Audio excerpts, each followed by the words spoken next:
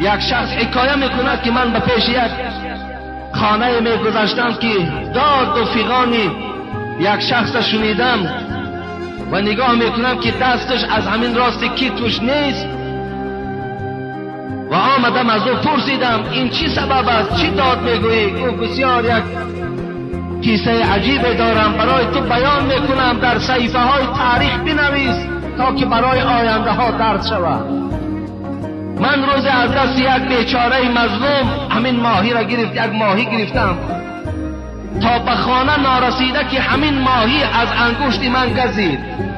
تا خانه رفتم سوز و گداز این انگشت قد نمیشد.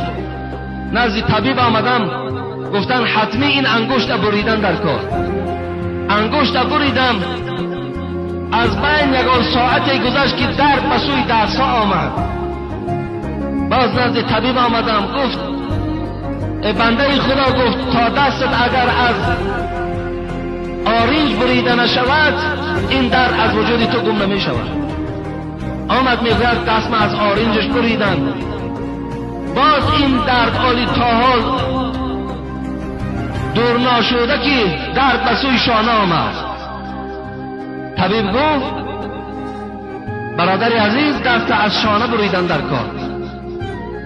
تا حال از شانه میبرن لیکن تمام بدن من میسوزد. این به خاطر چی بود؟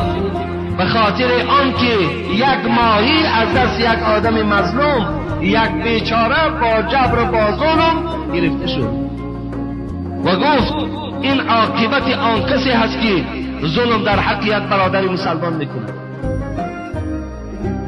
یا شمس الدین ذهبی میگوید وقتی که صحابه پیغمبر از دست بیدینهای مکه مکرمه به حبشیستان هجرت کردند و بعد وقتی از اونجا گشته و به نزد رسول الله آمدن، رسول الله پرسید کنی حبشیستان برای من حکایه کنید، چی ها دیدین؟ صحابه پیغمبر چی گفتند؟ گفتند ما یک منظره عجیب دیدیم، ای حبیب خدا اگر اجازت باشد باید نقل کنیم. گفتند نقل کنیم. گفتند منظره عجیب این است که روز یک زن بالای سر کوزه داشت که کوزه پر از آب بود. وقتی با کوچه میگذشت به ناگاه یک جوان آمد و از دست این زن داشت و دست او را تاب داد به سوی قفا و یک ضرب دیگر در کوزه این زن زد و کوزه در زمین زد. این زن در جواب این مرد چی گفت؟ گفت ای مرد، گفت تیاری تا ببین، روز قیامت وقتی پروردگار کرسی خدا میزند و اونجا قضاوت و حکم در دست پروردگار می آید، اونجا این معامله که با من کردی تو جوابش پیشگاه خدا را میگویی. ببینین حبیب خدا وقتی این سخن میگه شنید گفت این مادر حق گفتن، روز قیامت حقی مظلوم از حق ظالم گرفته می شود. چگونه امروز بعضی از ظالمای ما هم دست در بالای روی مال دختران میزند، از بالای سرشان کشیده میگیرد. این ممکن نیست. فقط دلیل چی است؟ ممکن نیست. الله حکم دارد.